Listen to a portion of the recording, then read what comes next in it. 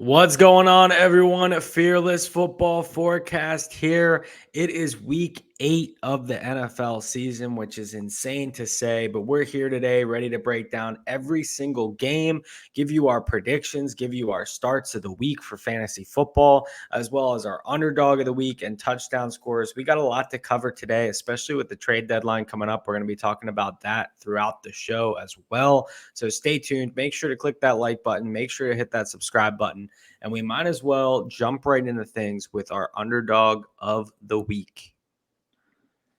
Yeah, so this week's dog of the week, it's going to be one of those hold your nose type bets, but it's going to be the Carolina Panthers. Both teams are coming off a bye week, so there's no real advantage rest wise.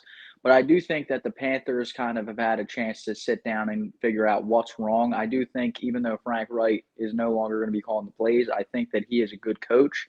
I think that he'll be able to coach his team up a little bit after this and try and diagnose the problems that they're having. I mean, in reality, they're a good defense. They still have solid pieces on defense. I know Jeremy Chin's hurt. They've had a couple injuries, but they still have guys that can make plays. And while their offense hasn't been great, they've still been pretty competitive in most games. Even in that Seahawks game, it got away at the end there. But I feel like a lot of the games, they've been competitive, at least in the first half, especially. But I just think that while this Houston team and CJ Stroud looks really good, he is still a rookie. He still can make mistakes. We saw his first interception a couple weeks ago before the bye week against the Saints.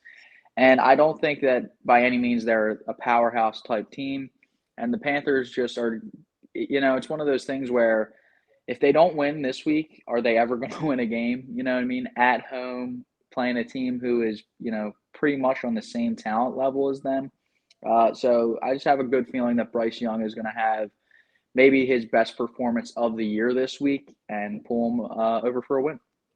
Yeah, I like the Panthers this week. Like you said, coming in at home, this is not only a game where the scenario benefits them that they really, really need to win this one, but also just the overall scheme of how the teams are built. I mean, the Texans' one weakness is the run defense. They've been letting up a lot of rushing yards, and the two-headed backfield between Chuba Hubbard and Miles Sanders, I think, is going to be great as long as the Panthers can go up. If this game becomes a gritty matchup, I think the Panthers have that advantage there. Like you said, they have a very strong defense. And yeah, they have been competitive. They've been playing teams that have just been so offensively they just have so many fireworks on offense of the teams that they've played. I mean, the Lions, they stayed with them the entire first half. The Dolphins, they stayed with them the entire first half. It's just they can't keep up with those type teams when it comes to scoring 35, 40 points. But I don't think that the Texans are going to be a team that can score 30 to 40 points against this Panthers defense. So as long as this stays a lower scoring game, I think that the Panthers have the advantage. And I mean, they're not too big of dogs. They're plus 130. So it's not, too crazy that we're going out on a limb. But we are also going to do our touchdown scores of the week before we hop into our actual game picks. And I'm going to be going with Calvin Ridley, a guy who has been getting a lot of trash this season. He had a lot of hype. He really has only had one great game, and that was in week 1. Last week, he was, shadowed by Marshawn Lattimore the entire game. That game was a strange game, too, as far as how the Jaguars played it. They kept getting just weird field positions, nothing really like where they had a 3rd and long where they needed to pass. Calvin Ridley obviously got that one long touchdown. Christian Kirk got the one long touchdown. So Calvin Ridley's really due for a good game. And this is really more rolling the dice of, is he going to be the guy that they hyped up the entire offseason? Because now it's week 8. And if he doesn't show up, it's not looking like he's going to be that guy for the rest of the season. Also, the Pittsburgh Steelers against wide receivers have been pretty bad. Right now, they're the 30th against receivers in the league. So a bad passing defense, a bad statistical history for Calvin Ridley. That is not something that he's been consistent his entire career. He's usually better. So I think Ridley's going to have a good day and bounce back with a touchdown. All right, and then my touchdown scorer of the week is going to be George Kittle. I think that Kittle really tries to come through in the biggest moments, primetime games, playing against tough opponents. Um, and I think that they're finally, realizing that they need to start using them a little bit more. I mean, they did lose last week, this past week playing the Vikings, even though he was involved. But he's just so versatile at the tight end position, and he's so hard to cover, especially when they have to focus on all the other weapons on that team with Ayuk and McCaffrey. I just have a feeling that this is going to be one of those games where it's going to be really close. They need to end this losing streak. They're playing against a good team. They're going to have to score some points. And I think that at the end of the day, when you need someone to come up big, you want to go to your best players. And obviously, McCaffrey's a stud, but I think Kittle is the second best offensive piece. And I think that they're going to finally start using him as such. We actually recently made a trade in fantasy football when I received George Kittle. That's why I think that he's going to be more consistent moving forward. And I think it's going to start this week. He's going to get into the end zone against the Bengals. Yeah, I love the matchup for him as well. And Brock Purdy needs to step it up as well. So what better way to do so than get Kittle more involved? And getting into the games. This is going to be a long segment. As always, it usually takes up around 40 minutes. The first game, the Tampa Bay Buccaneers versus the Buffalo Bills. And I'm sure myself and maybe many of you out there got hurt in either betting or a suicide pool by the Buffalo Bills losing to the New England Patriots last week. It was a pretty rough performance from the Bills. Their defense didn't look as good as it has all season, especially considering the Patriots have an abysmal offense. I will take my bias from last week and hatred toward the Bills aside as far as picking this actual game. I think the Bills bounce back. I think the Bills win this game pretty easily. Tampa has just struggled to put up points. And if they can't do what the Patriots did, and that's match the Bills touchdown by touchdown, they're not going to win this matchup. I think the Bills win. I think they win pretty comfortably. On a Thursday night primetime game, this is the first primetime game for Baker Mayfield as a Buccaneer. So I'm expecting a horrible performance from him, and Josh Allen is going to bounce back against a bad team. Yeah, I see this game the same way. I'm wearing my Patriots jersey today to show respect to Bill Belichick and the Patriots team. I shit on them pretty hard last week, and they showed me up. Yeah, the Bills they're just so weird because we all know that the talent that they have, but they've underperformed in odd spots. I mean, the Jaguars game they had to travel to London. The Jags were there. You kind of get it. That Jets game it was the opener of the season. You kind of understand that, but this last week, I mean, it's a divisional opponent. Patriots, great head coach. Bill Belichick will win you games. There's just something off with this Bills team right now. And I think that this is the week that they kind of straighten the ship out a little bit. I think that Thursday night games, when there is a big gap between talent of teams, that's really important. And I do see that. I like the Bucks. I think they're one of those teams that can beat like the middle of the road, the lower half of league teams, but I don't think that they can play up to the higher end talent in the NFL. And I think that really the Bills just need this game really bad. I think they're going to play hungry. What we really noticed, and we might notice going forward, is the injuries are just starting to become too much for the Bills defense. So long term, I'm scared for the Bills. I still think that they make the playoffs. And maybe obviously we could wait to talk about the playoffs until they're a little closer, but I could see them kind of struggling early in the playoffs against a solid wild card team if they win the division. But because the Dolphins just can't beat good teams, we'll talk about them later as well. But this week, I think that the Bills get back on track and the offense is kind of in prime time, going to go full speed. Stephon Diggs might have 150 yards this week, even though it's a good Buccaneers defense. I think that Allen knows he has to hit him up. He knows he's frustrated. Yeah, I agree with pretty much everything that you said there. I also blame not just the injuries, but McDermott. I just don't think that he's been the same in the last year and a half. He is not that great of a coach. I think they're just relying solely on talent. They would have won that game against the Patriots had they gone for the field goal when they were down just one possession, and then it ended up turning it into a 2-possession game because they ended up going for it on like 4th and 3. I definitely disagree with a lot of his decisions. I understand that Josh Allen is really talented, but he's not Mahomes. He like really the only 2 players that I'd want in that scenario would be Mahomes and Lamar Jackson, or if the Eagles, have Jalen Hurts with a tush push. But I just don't think that Josh Allen is that reliable, like as a mental, like his head case. I don't think he's really reliable to always have him be an automatic 4th down guy. I just don't get it, and they keep doing it, and it's going to keep costing them games. But I don't think it will here.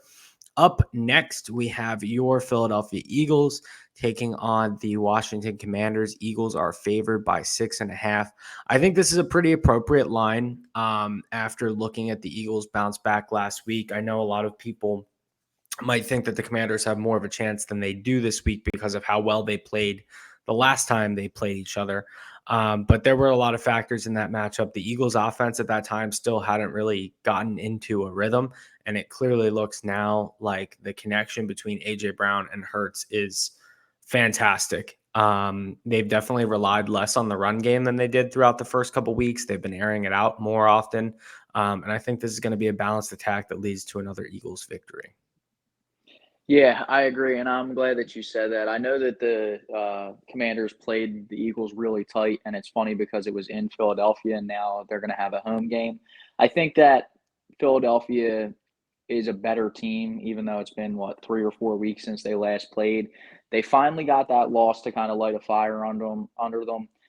They played up to the echelon of a team like the Dolphins, who I think are significantly better. And I also think that the Commanders have gotten a lot worse over the past month of the season. Their offensive line was never great, but it kind of was one of those things where is it the offensive line or is Sam Howell holding the ball? At this point, you can see the offensive line is terrible for the Commanders, and I think that the Eagles' defensive line is going to tear them apart. Newly added safety Kevin Byard is going to add an insanely new dimension to the secondary that's been pretty weak this year. They showed up this past week, but again, I think that was more to the amount of pressure that we were getting on Tua, kind of throwing him off his game. But Kevin Byard is one of those guys who's a complete game changer. And in a game like this, I could see him making a couple impact plays depending on how quickly he can pick up the playbook. But yeah, I just think that these are 2 teams going in completely opposite directions. And I agree. I think that the Eagles are going to win this game pretty comfortably. And before we move on, because we're talking about trades, I know everyone's obsessed with where offensive players are going to go for like fantasy football, but in my opinion, the biggest player that is on the trade block in the entire NFL right now is Chase Young. He's a fantastic talent, just hasn't really been able to stay healthy, but when he is healthy, he is ridiculously good. They declined his 5th-year option, so it's looking more and more likely that he is going to be traded. And I was just wondering like where you think he's going to go. I personally, wearing this jersey, I think that he would be a fantastic fit on the Jaguars, who like they haven't really been able to establish Josh Allen as, a dominant edge rusher. And I think that they could use Chase Young more than like any of the other playoff contenders right now.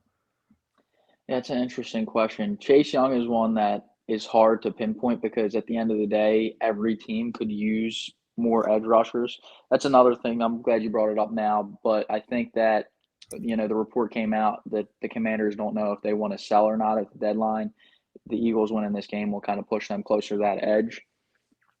Damn.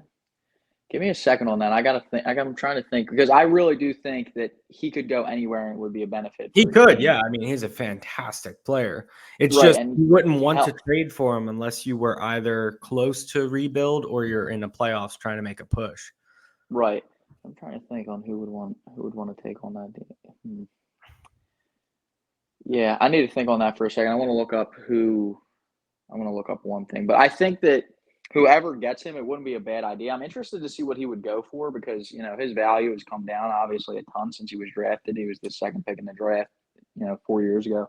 Yeah. But Like I I could do see think that the he's worth a Falcons doing shot.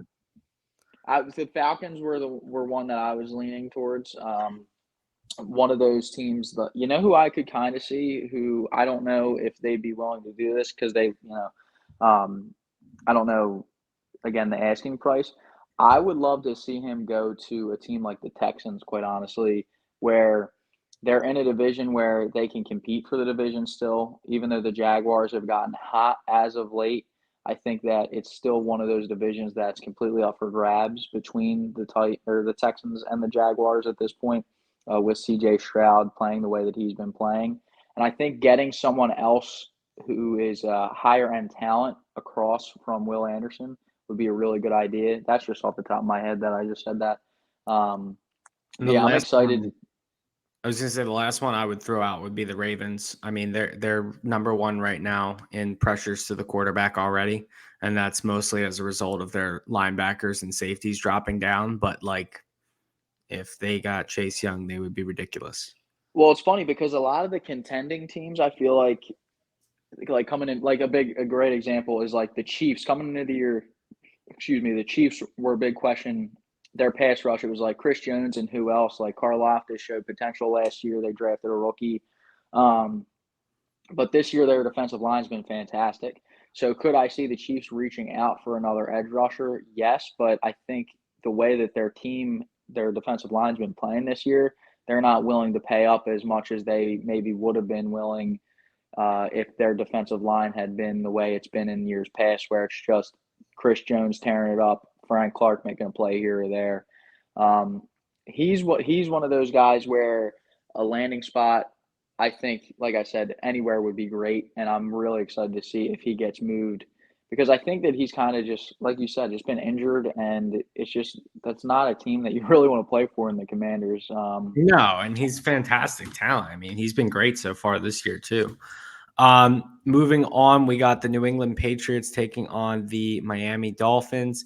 Dolphins are heavy favorites. They're also 9.5 favorites against the Patriots. I think the Dolphins bounce back. They're at home. They weren't terrible against the Eagles. Like they held their own for the first three quarters, and then it's just the time of possession, and the Eagles can really just bully you up front on the line. And the Patriots, they didn't like Mac Jones probably had the best game of his career, and it still wasn't really anything that special. I don't think that translates. This is another game where, similar to like what I said about the Eagles and Commanders, where they played each other tight week 1 and 2. I think that this is a game where, yes, when it was in New England, they played each other pretty closely, but I don't see the Dolphins not winning this one comfortably. I love the Dolphins this week. I think they just blow right past the Patriots. I agree. I think this is a nice bounce back spot for them, especially coming out off of the loss. They're going to want to, kind of put their foot down and get back on track. Like you said, they played each other tight when the game was in New England. The Patriots kind of found a way to get themselves in a position to come down at the end of the game and, tie it up and maybe have a chance to win it. I don't see it being that close. I think that the Dolphins should win by at least 10. One of the bigger things, Xavier and Howard should be back, so that'll be big for them. And then I just saw today, but it's so weird. Tyreek Hill is one of those guys who he gets 5 different injuries throughout the year, but it seems to never make him miss time. He's dealing with a hip issue right now. He was limited to practice. I think that he'll play in this game. I don't think that it's going to matter. I think Waddle, obviously, he came back in the Sunday night game. He's going to play. I think, so I think that they're going to handle this game comfortably. I think that New England, I think this is the sentiment for every football fan that New England just kind of played over their skis last week, and it's not going to happen again. Yeah, I agree. And the next game is one that's pretty rough to pick. We got the New York Jets taking on the New York Giants. Giants technically at home, but this is the same exact stadium, so I'm sure it's going to be a very divided crowd. Um, the Giants have looked better the last 2 weeks. I know both of us had the Giants against the Commanders last week, which was a pretty like small margin upset. They were like plus 110. But in this matchup, the Jets are coming off of a bye, and their momentum and confidence is still at an all-time high after beating the Eagles, knowing that their division rival in the Dolphins wasn't able to do so. And they had that win against the Broncos the week before that. So this is a game where if you're looking at the over-under, it's disgusting. It's 36 points. That's crazy to see that low of an over-under, but it's very realistic in this one with two pretty bad quarterbacks. I think a big reason why the Giants were able to be so efficient last week was Sam Howell being god-awful. And Zach Wilson, ever since that Chiefs game, he hasn't been bad. Like, he's been serviceable. I'm going to take the Jets in this one because at the end of the day, that stadium, I think right now there's more people still excited about the Jets than the Giants. So even though this is technically a Giants home game, I expect the Jets crowd to outweigh the Giants crowd. And in a game where the defense is going to win everything, I'm just going to have to go with the 12th man in this one. Yeah, I agree. Not necessarily because the crowd differential. I do think it'll be probably pretty even. I just think that the Jets are a better team overall. Their defense is better. I mean, when you really look back at it, they beat the Commanders, who are questionable how good they are. That offensive line is god awful. And then the week before, they did play the Bills really well, but it's one of those things where the Bills just have not been themselves lately. You know, they just lost to the Patriots. So I think that the Jets, the one thing that you can't take away from them is that they're very good at keeping games close in most situations. They're especially with teams that the Cowboys blew them out a few weeks ago, but the Cowboys are actually like a good team. And then you see they go up against the Eagles. They play within themselves. As long as Zach Wilson isn't making mistakes, I think the Jets win this game for sure. So I'm going to go with the Jets in this one. I think that they're just going to ground and pound, let Brees, hopefully break off a couple of big runs. Because in reality, what did the Giants score? 14 this past week, and they scored, 12 or something the week before? I forget the exact score of that Bills game. But it's not like Tyrod being in has made this offense great. It's just that the defense has gotten better.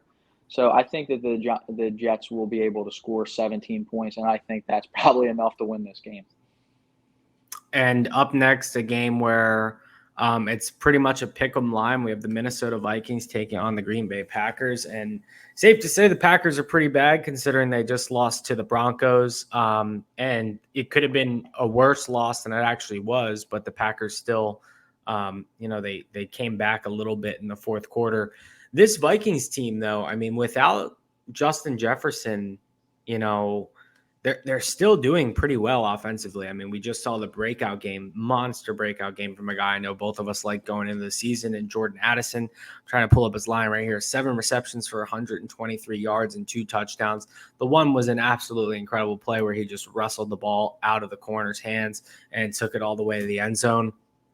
The Vikings haven't been bad. Like, this has been my thing with the Vikings all year. I've been saying that they're still like a dark horse playoff team. Do I think they're going to make a run? No. But yeah, they lost to the Bucs week 1. They held their own with the Eagles, like pretty much no team other than the Jets has done. They were close, got edged out by some bad plays in the very end with the Chargers, beat the Panthers, were 1 score away from beating the Chiefs. And then now they just beat the 49ers, who, yes, they're struggling right now. They're not at 100% health, but still, that is a huge victory for the Vikings. And now, at the beginning of the season, it looked like they were not going to have a chance in hell at the division, but the Lions just got destroyed last week. And the Vikings are 1 win away from being a 500 team, only 1 game away from number 1 in their division. So I think this is a must win for the Vikings, whereas the Packers, this game is really the game where if they win, they're going to continue to, focus on just trying to pick up as many victories as possible and also try and stay in the playoff hunt.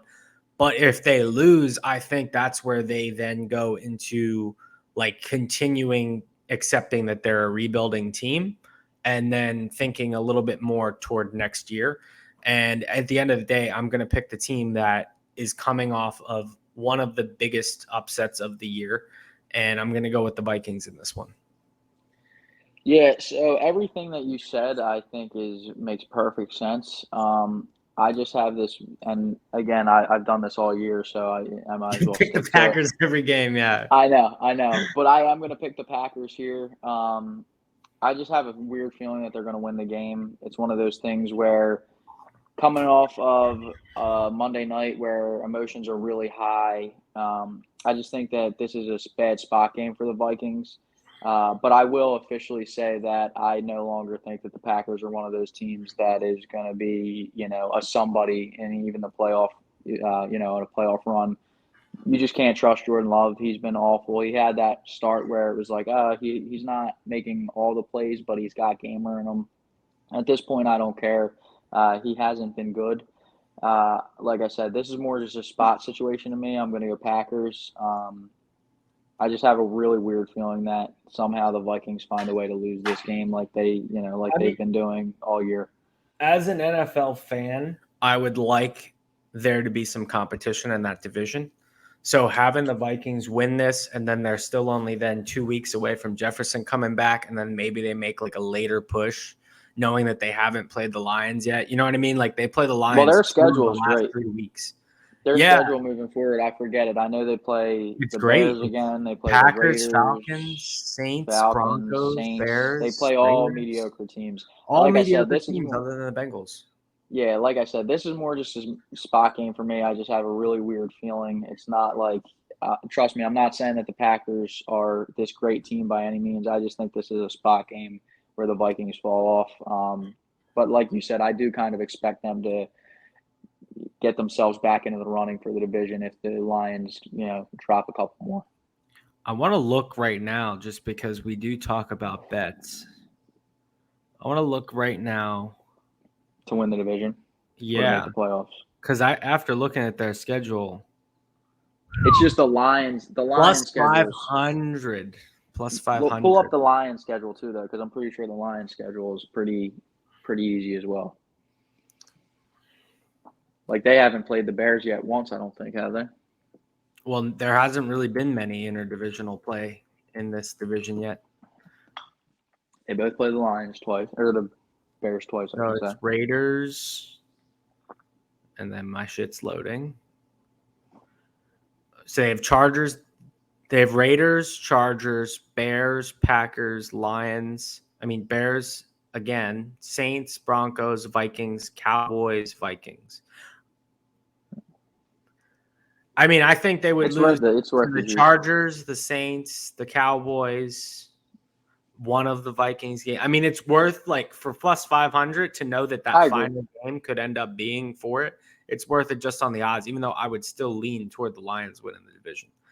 But, I agree especially because the Vikings defense has been surprisingly good this year. Danielle Hunter is a friggin' stud, and the way they just relentlessly bring pressure in different ways, I think teams just have a really hard time scheming up for that.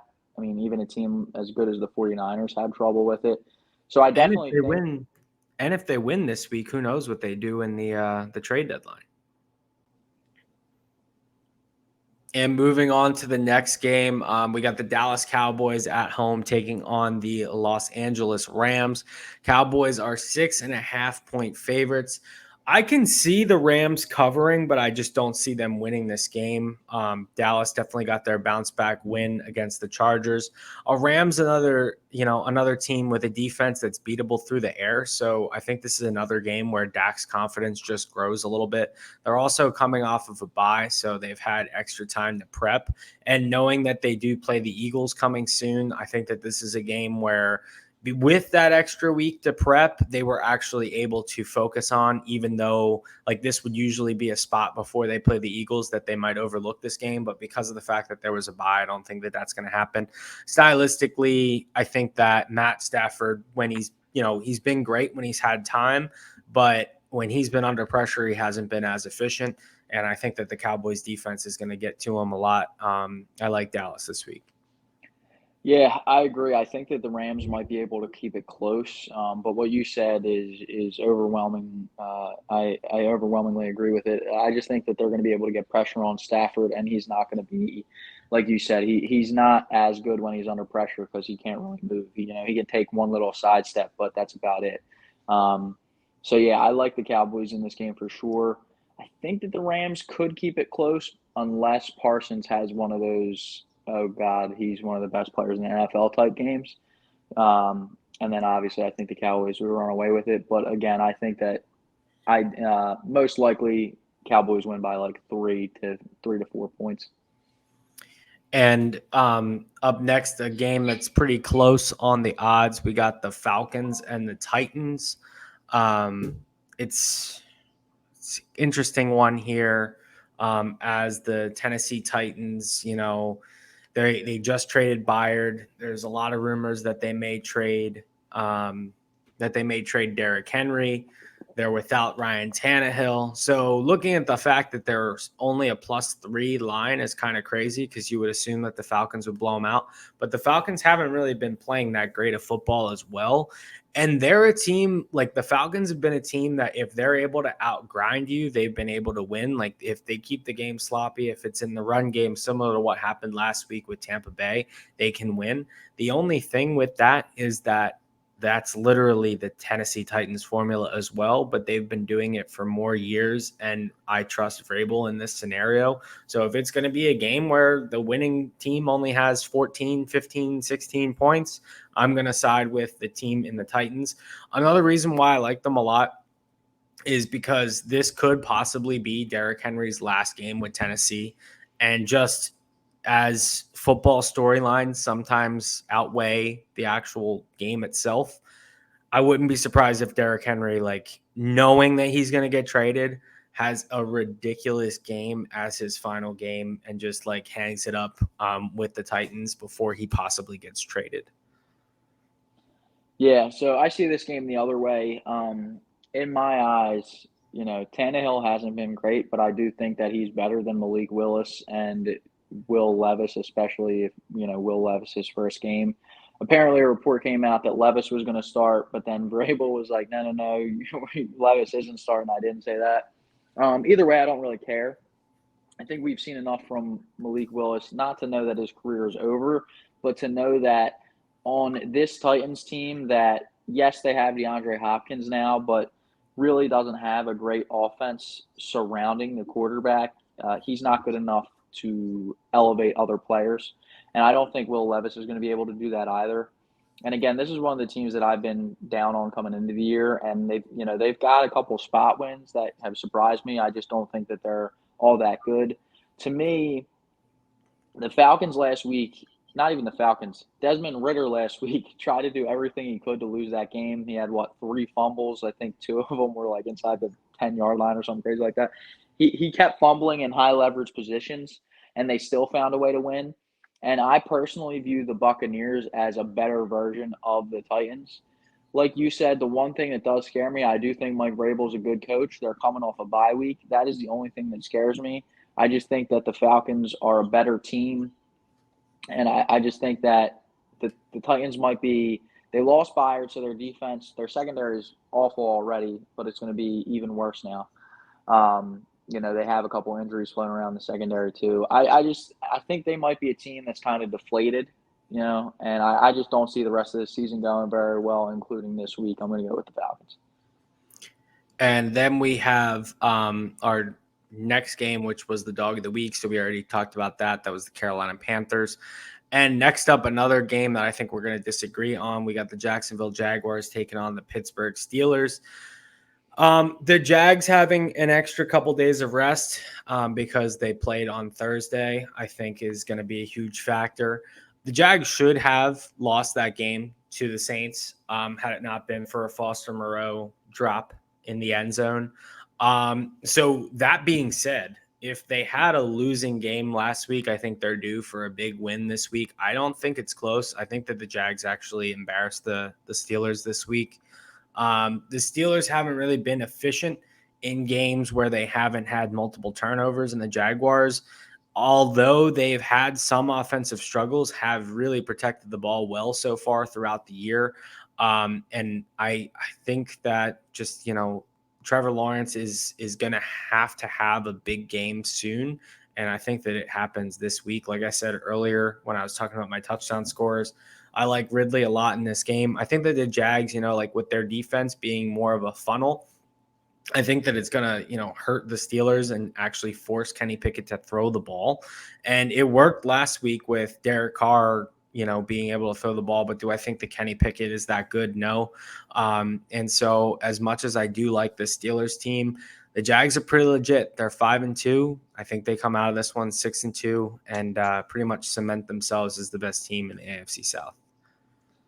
Yeah, so you are right. I see this game different than you. I think that if anything, it's going to be a close defensive battle, in my opinion. I just think that the Steelers are going to be able to get pressure on Lawrence, and I kind of think they'll be able to get home better than you saw it in that Saints game. Every single time the Saints happened to get pressure, Lawrence found a way to escape. I think he's going to have a bit harder time doing that against the Steelers' defensive line. And like you said, the Jaguars defense has been really, really good this year. They have, and it's been surprising. Um, so I don't think that the Steelers are going to go out there and blow them out or anything like that. I just think in a defensive battle, I'm going to trust Mike Tomlin at home with TJ Watt, who seems to make two major game changing plays every single week, whether it be, you know, fourth down, the other team needs a first down to get into field goal range. There's a sack, or I mean, last week he had an interception. He just does it all. I just think that in a game where the Jaguars haven't had a complete game, in my opinion. Uh, I think that the Steelers are a team that you kind of need to have a complete game against because they are just so good on the margins with everything. So I think that the Steelers are going to come away with a win on this one.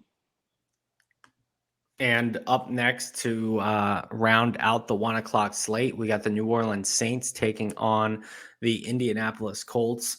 This is going to be an ugly game, probably not one that a lot of people are circling on their calendar as far as what to watch. I am going to go with the Saints in this one. I know Derek Carr looked a little banged up, but I think that even with Carr at half health, they can beat this Colts team that's pretty much just giving up and looking to the next year. They did have an interesting showing against the Browns, but still PJ Walker now 2-0 on the season.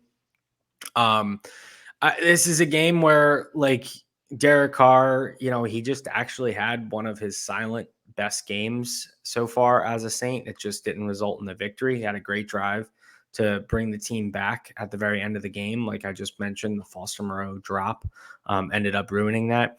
I think for fantasy and just in general against the Colts defense that has allowed a lot of points to the quarterback, I think Derek Carr is going to have a fantastic week. I think the Saints win this one.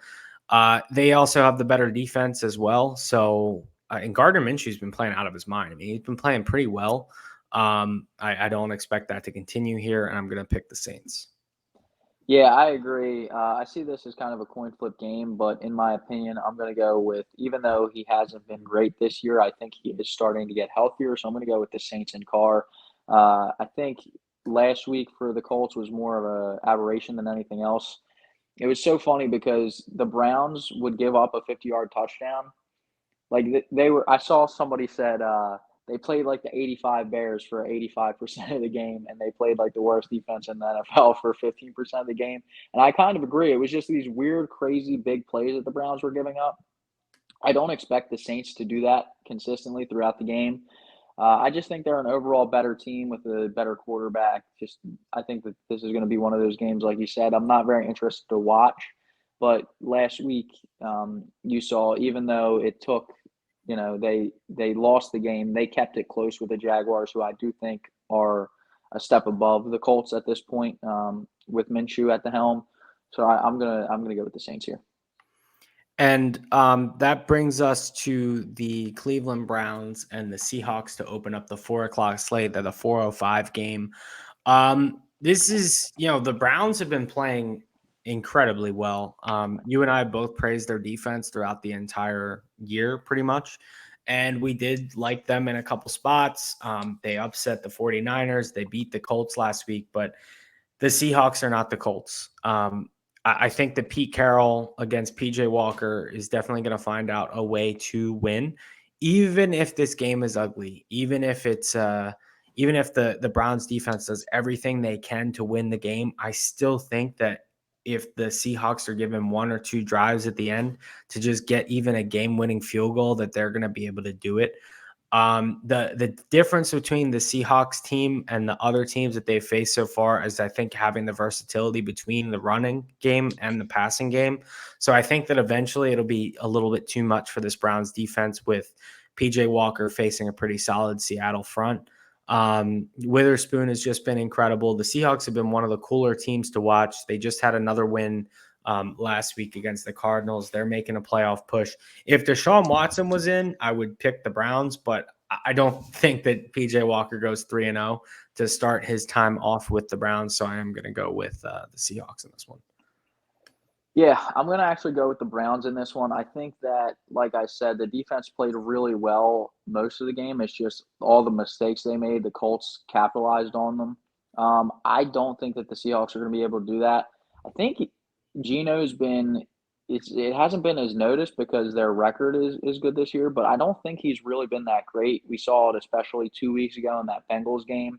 I think that the Browns are going to be able to make big plays in big spots to where Walker, he's not great, but I don't think he's going to have to put up 30 points to win this game. I kind of see this game being like I don't know, like a 24-17 type game. I think that the Browns defense really balls out. So I'm going to go with the Browns in this one. Then up next, we got the Chiefs taking on the Denver Broncos. And now the first time that they played was pretty close. I feel like now this is the third time that I've said this so far in this episode about another game where I love the Chiefs -7 in this one because it was unnecessarily close the first time. It was a short week. It was a Thursday night game. There were just some mistakes. It seems like last week the Chiefs kind of got their offense rolling, getting Mecole Hardman, back involved and getting Marquez Valdez-Scantling back into, on the team, I think has been huge for the Chiefs so far. And it was visible last week. I mean, if it wasn't for those two players, who knows if they would have actually won that game against the Chargers. They both stepped up and made incredible plays. So I think that the Chiefs win this one pretty comfortably. I think that they start airing it out. And Mahomes is going to have a dangerous game. Yeah, no, I agree again with this one. Like you said, they had three possessions in the red zone, their first three possessions against the Broncos, and they only came away with 3 points because Mahomes threw that pick, and I think there was a missed field goal. I forget exactly. It's been a couple weeks, but I don't see the offense struggling as much as it did last time. For me, and I know I said this after that Bears game was a get right game, but I do think that I just, and I'm going to do it until, I'm completely wrong one day, but I trust Andy Reid. I trust Patrick Mahomes to, even when the offense hasn't been great, if you look at this season as a whole, I think that at some point by the end of the year, they are going to be a high functioning offense.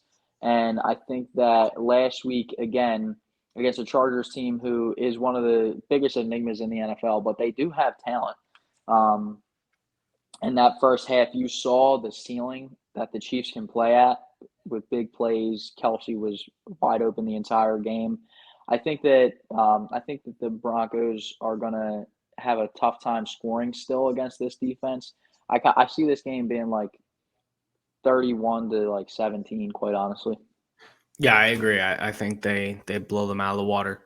I love the Chiefs spread. That'll probably be featured in one of our videos coming soon.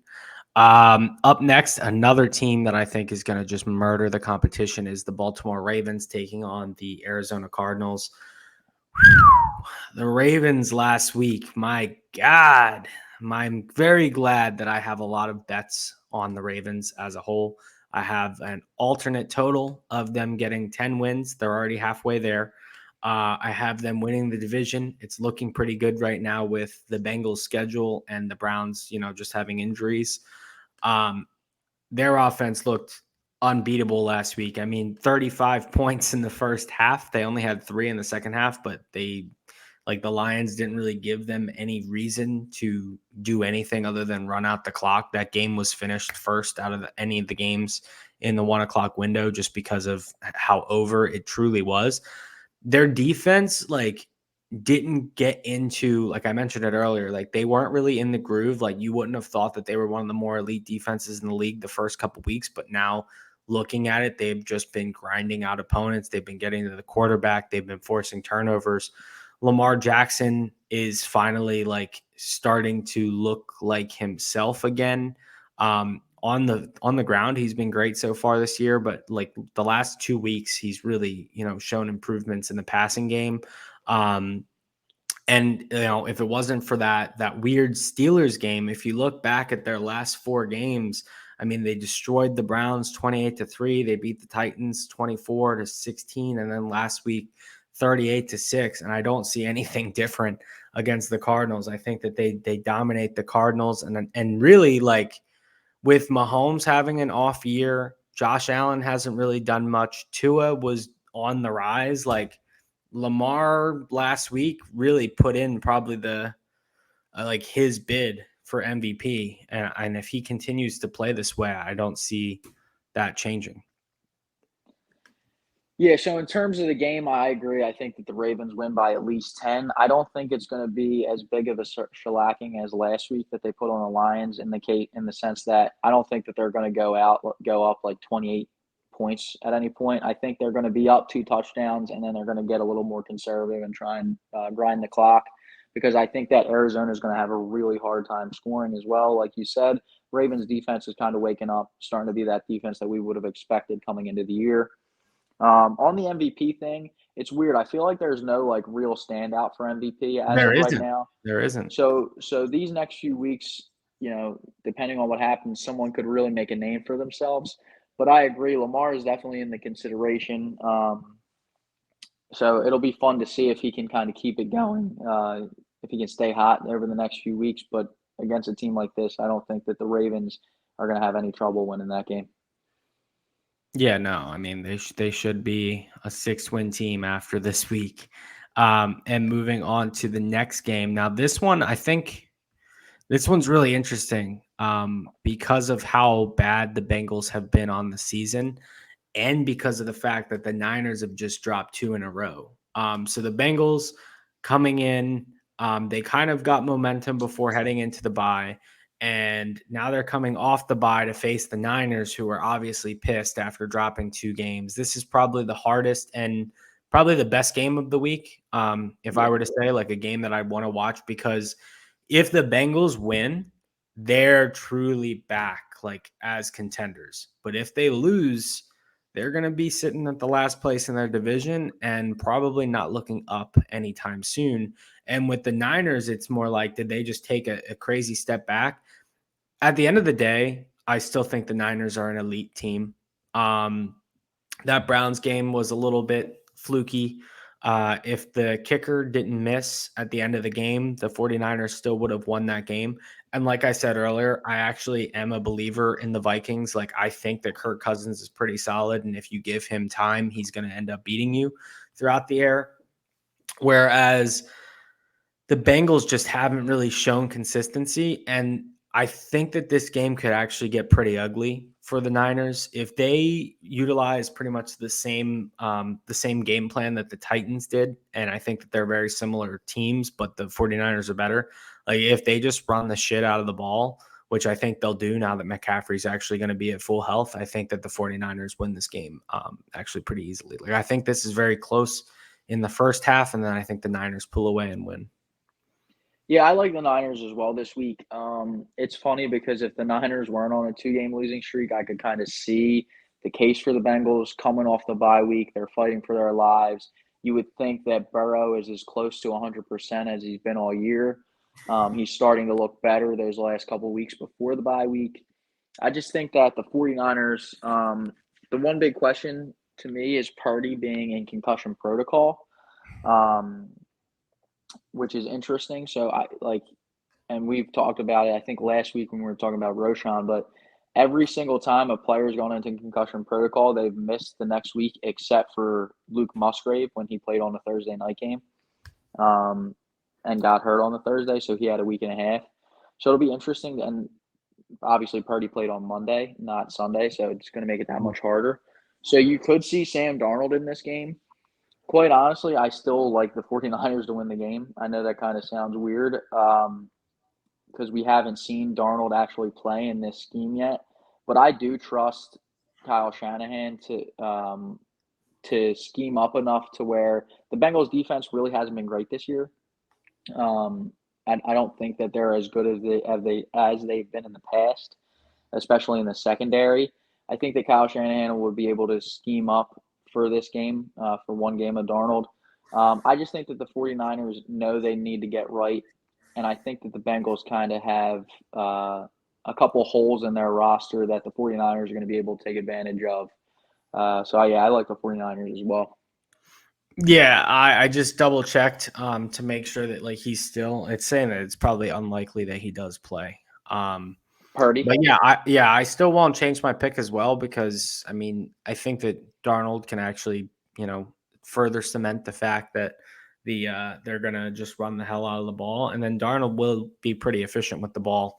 And Um, he's talented. He's always been talented. yeah, He's just kind of you always wonder about the mentals, but with a coach like Shanahan, not that he'll completely solve that for a player, but you would think that he would get the best out of Darnold. and I think that as far as a player goes, like whereas Purdy matches up better with like Ayuk and Kittle, like I think that Darnold would be great for Debo. Like I think Debo would be a perfect player for Darnold because he can get to the balls that aren't necessarily thrown like in the exact same spot, but Darnold does have that deep ball.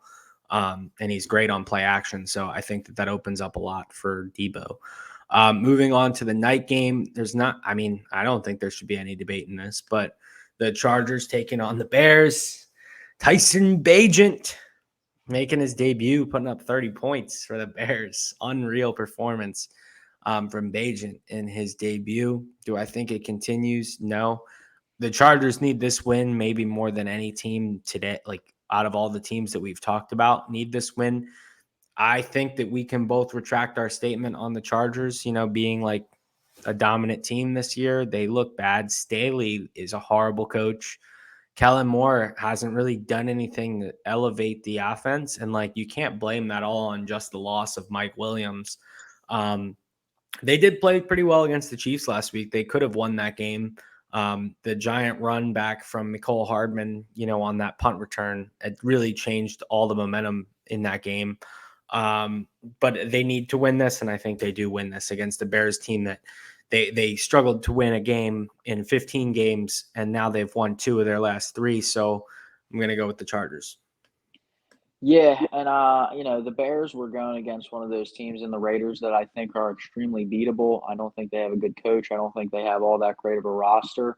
While I don't think that the coach for the Chargers is any good either, I do think that they're an extremely talented roster. I do not see a way that the Chargers lose this game unless except for the Chargers factor. You know what I mean? They find a way to do some of the stupidest shit and you're like, how is this even happening right now? But I still think that with the opponent of the Bears that they'll be safe. The other thing with Badgett is it was his first game. He came in a couple weeks ago in the middle of the game against the Vikings. He looked all right, and then last week he did look good. But he's a D2 player, and it was so odd. The Raiders were just like, "Yeah, you can have all the short stuff. You're not allowed to go deep though." And he was like, "Oh, okay." And he just dinked and dunked his way down the field. Any competent coach should be able to one know that without seeing him. But now that it's been seen, I would hope that the Chargers will be able to say, listen, this guy's a rookie playing in his second start ever. If he's going to beat us, he's going to have to sling it. And I don't think that he'll be able to do that, especially even, God forbid, even if he was really good. I think he's a fun player. He's mobile. Even if he did start burning the Chargers defense, I refuse to believe that Justin Herbert will lose to the Bears. I just can't see it. I'm hoping that is one weird thing that we've seen with Herbert is in second halves he's just kind of disappeared. Now, do I think that's all on him? No, I think it's part to do with Brandon Staley being a scrub and interesting play calling by Kellen Moore. But I'm hoping to see the Chargers and Herbert specifically have a complete good game because he kind of just disappeared in the second half, and it's one of those things where with his level of talent, there's no excuse you can't do that. You know what I mean? And against this defense, the only way I would see him having a bad second half is if they're up 30 and they're just handing the ball off. So I'm excited to see the Chargers offense just have a full game. And I just feel so bad that Brandon Staley is their coach because I still think they have all the talent. On both I just sides of the ball. on both sides of the ball, obviously they're not playing off to snuff, and I think part of that, a big part. Yeah, and I was just doing some research just to check if Garoppolo was healthy. going into this game on Monday night because I think that that's a huge factor. I don't know what the hell the Raiders did last week. Like you said, they let Bagent beat them underneath. But the Lions were just purely god awful last week against the Ravens. And this is a spot where everyone is expecting them to bounce back and win. And I do think that they do that. But do they lay 8.5 points? I'm not sure. Like if Jimmy Garoppolo's back, I love the Raiders to cover and potentially upset in this game just because everyone's going to be going for the Lions. But as of now, if he's not playing, I'll go with Detroit. Yeah, so game-wise, I think that the Lions do bounce back and get a win here. Talking about the spread, I wouldn't touch that, to be honest, because the Lions are one of those teams that their defense has been really good, but they've played a lot of questionable teams so far this year. And then the two offenses that you're like, oh, they're actually at like good to above average offenses in the Seahawks and last week against the Ravens, they've looked awful. So if Garoppolo is there, I could see the Raiders being able to keep up with the Lions and keeping it close. But I still think that the Lions offense will be able to score on the Raiders, even with Montgomery out, even with Marvin Jones leaving the team. Um, but yeah, I wouldn't touch the spread. If I had to pick against the spread, I probably would take the Raiders too, honestly. Yeah. And that wraps up our games. I think that this is going to be a good week. I think that Yeah, I'm one of excited us, this week. yeah, one of us might go like, 14 of 16 with these games. Honestly, I think that one of us is going to have a really, really good week because the games that we agree on, we are pretty firm about it. And the ones that we disagree on, we are like, we each could see it going either way. So this isn't like many where there's like a stern difference, and we're kind of on the same teams in a lot of the close games. So I think that one of us is going to have a really good week. And moving on to our fantasy starts of the week, I will go off with my quarterback. After the performance last week, I have to just continue riding the hot hand. Like I said, Lamar just may have stamped himself in a MVP race that is pretty wide open right now.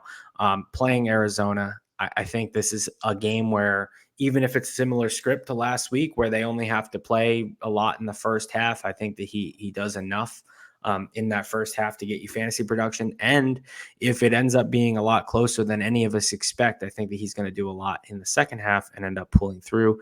He's just a must start at this point, must trade for a player that I think is finally going to, live up to his potential coming into the season.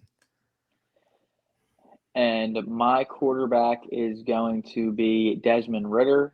I got it's going to be Desmond Ritter. I mentioned this earlier when we did the game breakdown. I kind of think that this is the beginning of the end of the Titans this year. I don't think that they're a good team. Losing Kevin Byard makes their questionable secondary that much worse. And I think that while Desmond Ritter has shown that he can make mistakes, I think that the defense has to kind of force him into it, and I just don't see that the Titans secondary doing that. I think that he's actually going to have a pretty good passing game, and then, like always, he is willing to run around with his legs, get you a couple extra points that way. I think he's just going to have an above-average week fantasy-wise. And for my running back start of the week, it's another guy who's probably on all of your rosters already, but maybe someone who you've kind of gotten down on because he hasn't been that great this year. But that's Derrick Henry. Yes, the Falcons have actually been amazing against running backs so far this year, but they haven't faced a team that will run the ball as much as the Titans. I love Derrick Henry. I've always been a fan of his. And if this is his final game in Tennessee, I think he goes out with a bang. So that's why I like him a lot this week. And my running back star of the week is going to be Chuba Hubbard. It's a guy where it's interesting because his teammate Miles Sanders is coming back this week after the bye week. I'm not fully convinced that he's fully healthy, and I'm not convinced that he's a better player than Chuba Hubbard. Every time Hubbard gets the ball, he performs. You saw it a couple weeks ago when he had that backfield to himself. He looked great. He's looked great all season. I think this is a good matchup, and like I said, I think that if I almost said the wrong team. If the Panthers are smart, they'll give Hubbard the ball first, Sanders the ball second, and let him eat. And I think that if they do that, that he's going to be able to have a really good game against the Houston Texans. Yeah, and like I said earlier in the beginning of the show, I love that because the Texans have been really bad against the running back so far this year, and Hubbard's always been a player that he's shown his talent, but just hasn't really gotten the carries. But hopefully he does going forward. My wide receiver start of the week is Calvin Ridley. I already gave you the whole explanation. If you want to go check it out, go check it out when I did the touchdown scores. But I think he's going to have a good week. And then my wide receiver star of the week, I'm going to go with Ritter's number one target, and that is Drake London. The first thing I want to talk about is those targets. He's getting like 30% of the team's targets, just dominating each and every week. And he's extremely talented. So if Ritter is actually willing, the Falcons have been throwing the ball a little bit more recently. And I think that this Titans secondary, as I said, is without Byard going to be awful. So I'm really excited to see him have like a big baller game. Quite honestly, like a touchdown and 100 yards, I could see. I think he's going to be really, really good this week. I'm very excited to see him this week tear up that Titans defense. And my tight end start of the week, you're going to kind of notice a bit of a trend. And this will probably be the final time that we actually talk about the trade deadline. But a lot of the players that I've been using for the start of the weeks have been, because of the trade deadline. And I have Jake Ferguson listed, the rookie tight end for the Dallas Cowboys, because I think that if he doesn't have another good game, that the Cowboys are actually going to pursue a tight end at the trade deadline. I know that there's a few on the market right now. I don't think they're going to make a huge move, but I do think that they make a move at one of the more like middle of the ground type guys. So that's why I'm putting the faith in Ferguson to bounce back. Dak loves tight ends, loves throwing to them, especially in the end zone. And the Los Angeles Rams have been the second worst team against the tight end position for fantasy all season. So expect Ferguson to have his breakout performance. Yeah, and I don't think Ferguson's really been all that bad in the opportunities that he's gotten. And then my tight end star of the week, I'm going to go with George Kittle. I mentioned it earlier when I said anytime touchdown. I think that this is the week where he starts to be fully integrated as that number two option in the offense. I'm really hoping to see that moving forward. I think that that's what they should do, quite honestly. And again, in a close game, you're going to have to rely on your best players. It's going to be CMC and Kittle all day in this one. I'm really excited to see him hopefully get a bulk of the load. And that wraps up our show since my suicide pick was eliminated last week. Had a hell of a time talking football with you, bro. We will be back with our bets of the week and DFS lineups later in the week. So make sure to turn on those notifications, smack that like button, and smack that subscribe button. And we'll catch y'all later. Peace.